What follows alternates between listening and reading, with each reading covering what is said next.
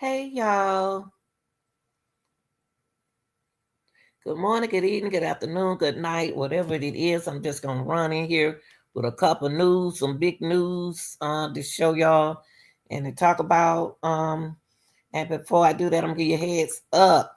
Young Thug, this is the jail where Young Thug, YSL, and everybody else child in Atlanta is locked up at. The Justice Department finds conditions at Fulton County Jail in Georgia violate the constitutional federal law. As y'all have heard, uh, Thug talk about the jail. All the guys locked up talked about the jail. You don't heard Woody talk about the jail. The lawyers talk about the jail, and they instead of putting people in that nasty place, but they had violated the Georgia law, y'all, and the amendment, the 8th and the 14th Amendment in the United States Constitution. Yes, they did. Yes, they did. Now, LaShawn Thompson is horrified death. I remember when that young lady passed away in there, y'all, and they didn't do nothing about it. It was that place in there. They're gonna talk about it on the video. It's in terrible condition, y'all. Rats and everything inside that jail.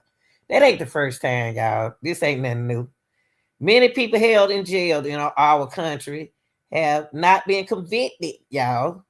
They are awaiting hearing. I told y'all when we were looking at that when we was watching the trial, the Jeffrey Williams trial. I told y'all that a lot of people be sitting in that jail. They ain't even went to trial yet, y'all. It's a lot of men and women and they ain't even been to trial yet. They sitting in there for nothing. I don't blame you. And then a lot of y'all talking about Young Thug should have stayed in there and took his plea. Shoot. Not in that red hole. And he almost 7 feet. Sleeping on the floor and you wake up, something crawling on you. Ooh, Lord, him messing y'all. But look, I want y'all to hear this. I want y'all to hear that. That condition is so bad down there. Hold on, y'all. Okay, here we go. I want y'all to take a look at this. I don't blame Young Thug. Young Thug made the best step, number one step, big step to get up out that jail. And I want y'all to hear the conditioning that that the jail is in. Okay.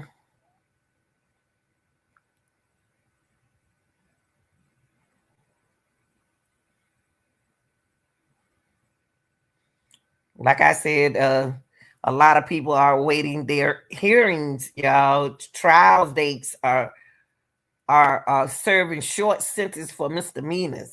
I mean, it's just terrible in there. They have abandoned them people inside that jail, y'all. It's a shame. But they want to chase these little children. Young Thug case when they was teenagers.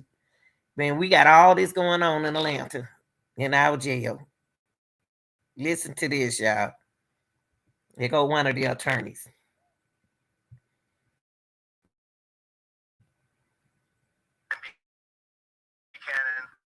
I'm the United States Attorney here in the Northern District of Georgia.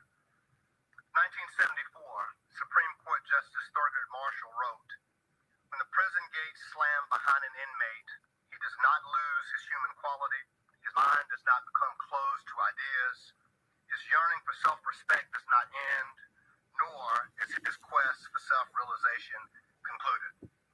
50 years later, our comprehensive investigation into the conditions of confinement at the Fulton County Jail has, at its basic level, revealed that the men and women and young people who find themselves housed at the jail are often left to wonder whether their humanity remained intact once they crossed the threshold of the jail facilities. Whether at the main jail, which is known to many in our community as Rice Street, or at its annex facilities, people in custody in Fulton County who are accused of crimes or awaiting formal charges or trials must protect themselves from brutal physical attacks by other detainees, subjected to frequent excessive force, manage their well-being with inadequate food and unsanitary living conditions, and hope that they can find access to a strained medical and mental health care program. The most obvious casualties of the civil rights violations occurring in the jail are those who leave the jail in body bags. But our investigation has revealed hundreds more injured, traumatized, and dehumanized people, all of whom are just as deserving of the protections of the Constitution as all of us in this room. Since we announced our investigation in July of 2023, the United States Attorney's Office for the Northern District of Georgia, the Civil Rights Division of the Department of Justice, have worked diligently to meet our shared mission: to advance the public safety, to uphold the rule of law, and to protect civil rights. There is no greater example of this mission at work than protecting and vindicating the rights of those who are under the custody and control of jail authorities, who themselves are duty-bound to protect the public and those in their custody. We began our investigation after LaShawn Thompson was found in his cell, neglected to death, covered in lice. But in the time since his death, several more young men detained in the jail have died, and many died violent deaths.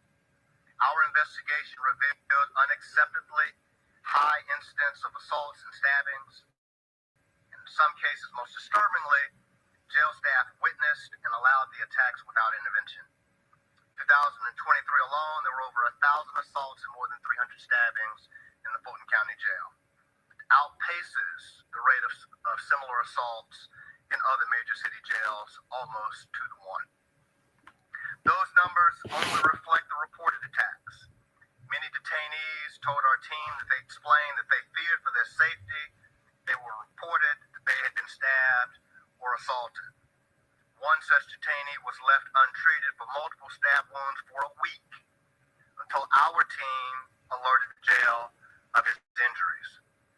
Also unaccounted for in these disturbing numbers are numerous allegations of violent rape, sexual assault, and harassment.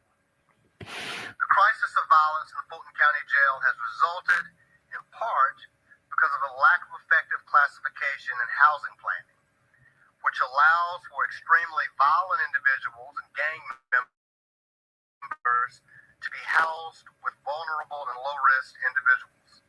And particularly, vulnerable individuals are most subject to violence in the jail, including people with serious mental illness, gay and transgender detainees, and 17-year-olds.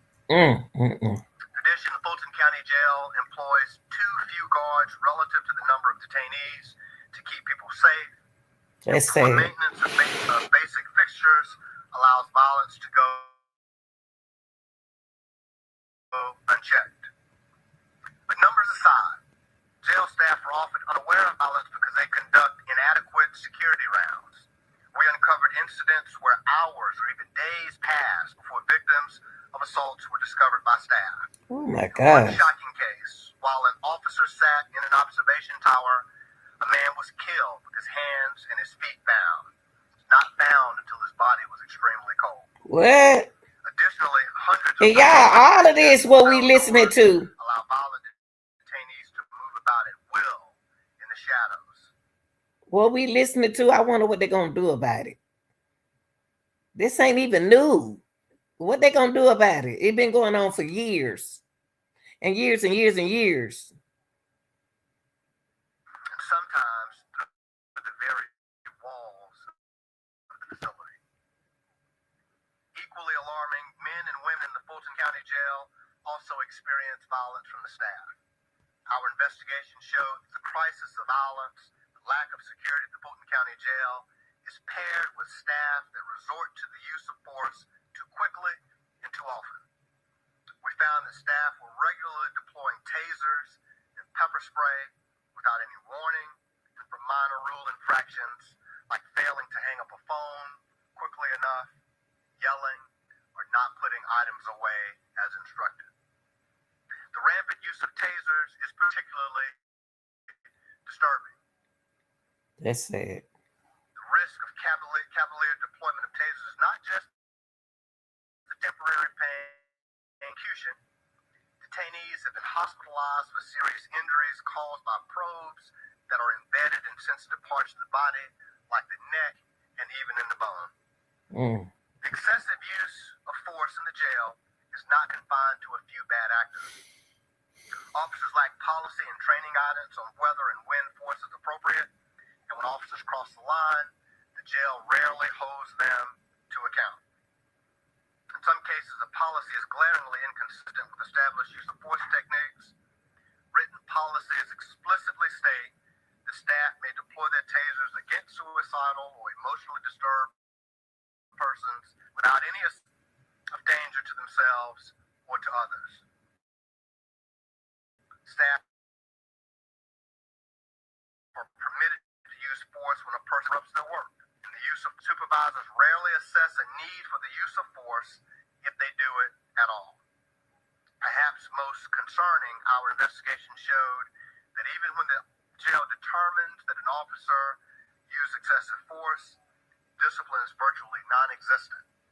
Those officers go back to their jobs to repeat the same conduct. Sad. Aside from the glaring risk of violence, detainees face the insidious threat of unsafe living conditions, constant exposure to rodents and pests, and an unsettling disregard for food safety. Detainees in the Fulton County Jail lack basic necessities like working toilets and sinks. They're exposed to flooding, standing water, mold, and what can only be described as filth. Pests carrying bacteria and disease not only run rampant. Thanks for telling, Young Thug. Thanks. But have infested the bodies of the people in the jail. People like LaShawn Thompson. Earlier this year, our team was evacuated from a housing unit in the jail because of a lice outbreak. What? Given the high incidence of violence in the jail, the need for adequate medical and mental health care is critical. Fulton County Jail has failed to provide constitutionally adequate care. Shut it down. Women and young people in the custody of Fulton County Jail in virtually all respects. For a time, because of the unsafe conditions in the jail, Fulton County's health care provider, NAFCare, nearly terminated its contract to provide medical and mental health services for fear that their staff would become victims of the dangerous environment without proper security escorts. The lack of security left an entire floor of the jail without adequate access to care because it was simply too dangerous for the healthcare workers to go inside. That's where they took Donald Trump, y'all. Often impeded by flooding in the unit, power outages, and the unavailability of officer escorts. This lack of care in the Fulton County Jail has led to at least 17 non-homicide, non-suicide deaths in 2022 and 2023, a rate that is more than twice the national average since 2019. A detainee who reported chest pain later died of a heart attack. Jail failed to assess a man for rapid weight loss before he died, much like LaShawn Thompson, who died after losing over 30 pounds in 3 months. These figures likely underreport the true death toll of people who were transported out of the jail to Grady Hospital and died outside of the jail walls. What? When someone dies in the jail, there's little but no effort by the jail to determine the root cause of their death. 75% of the people who have died in Fulton County Jail since 2021 had a current mental health diagnosis or a history of mental illness. Perhaps unsurprisingly, the mental health treatment options and suicide prevention practices are grossly inadequate in Fulton County Jail. Our team observed firsthand how custody staff deprioritize mental health issues, fail to respond appropriately to concerns. Requests for mental health treatment are delayed or ignored, and mental health staff are simply unable to provide the minimum standard of care for those who need it. That's enough to make somebody crazy. Is often unavailable.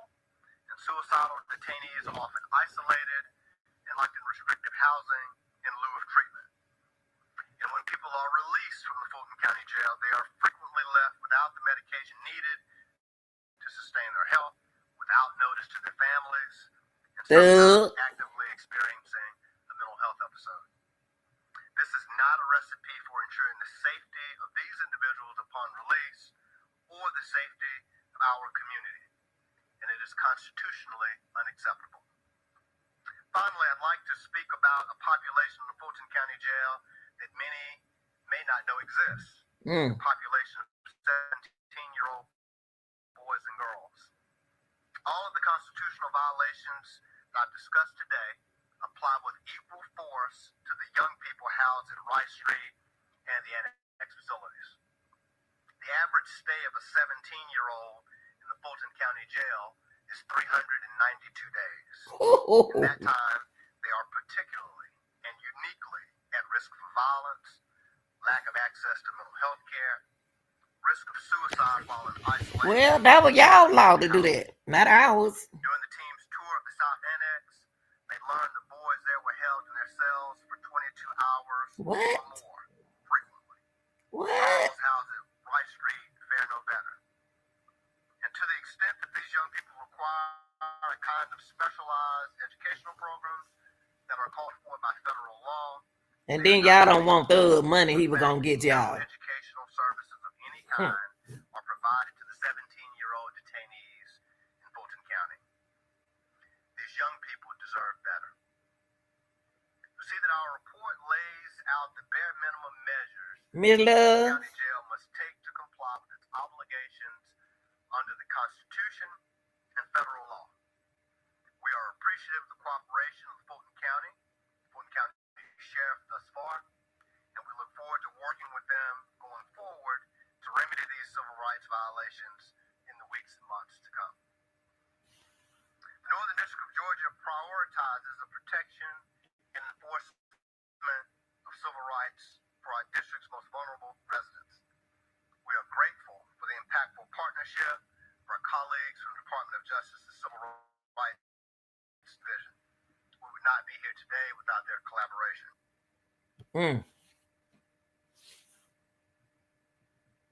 Miss Love. 2022,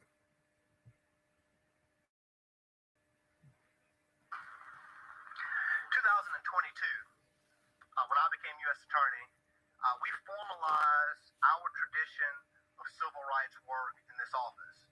It's a tradition that dates back to the very first United States Attorney for the Northern District of Georgia. We did so by formally establishing a public integrity and civil rights section. This talented, dedicated team of assistant U.S. attorneys, investigators, paralegals, legal assistants, and even interns are to be commended for this work. This team is comprised of people who are citizens of this district, people who live in Fulton County and work every day in Fulton County. They have spent countless hours in the Fulton County Jail speaking with the men, women, and young people housed at the Fulton County Jail. I'm proud to be their colleague. I'm grateful for their relentless effort in upholding the rule of law, advancing the public safety, and protecting civil rights. That's our mission. We relish the opportunity to fight for the rule of law, for the safety of our citizens, and for the civil rights of every human being who lives in the Northern District of Georgia. We do so because our Constitution and our mission mandate equal justice under the law for everyone.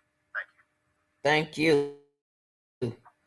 And Miss Love to her nose up. And Thug gonna get him $100,000 to fix up that jail, to go toward that jail. And she shook her head and said, we don't want that money.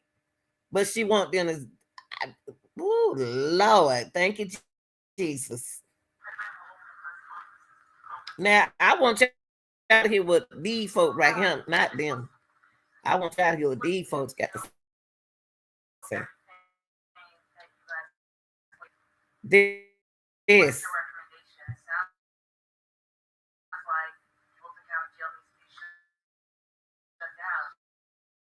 Hold up. Let me take that back. I want to hear what you gonna do about that, sister. Y'all, it sounds like just said they need to shut it down. Let me see what she said today. I mean, I'm sorry, y'all. Okay, here we go. Money and work every day in Fulton County. Hold up. They have spent. Here we go. Just listening to everything that you guys laid out, what is your recommendation? It sounds like Fulton County Jail needs to be shut down. Do you recommend remedial measures that we think that the jail can put in place to cure the violations that we have identified? They are set forth in that section Hold on, y'all. of our report. They include improving staffing and security, using a housing and classification system, reducing contraband through increased oversight. Wait a minute, lady. Now you just said that it just told us how bad it was down there. Now you trying to say what y'all done are reduced already? Don't even do that. No, don't do that. Don't do that, because y'all wouldn't be on TV right now. Because y'all just said the jail violated the Constitution. Now you want to sit right here on TV and say a lot of stuff had been reduced. Oh, Lord, have mercy. Improving the physical conditions of the jail, ensuring that medical and mental health care is constitutionally adequate, and ensuring appropriate use of restrictive housing to avoid serious risks associated with isolation. So in short, we can fix these problems, and we are pleased that Fulton County has pledged to cooperate with us in doing so in the road ahead. Nah, that ain't good. That ain't good. That ain't good, y'all. I just wanted to bring this attention in to y'all. Y'all like, share, and subscribe. Now I got to go watch this fight right quick, y'all. I got to see Mike Tyson fight, y'all. Got to see what he about to do, okay? Like, share, and subscribe. I'm out of here.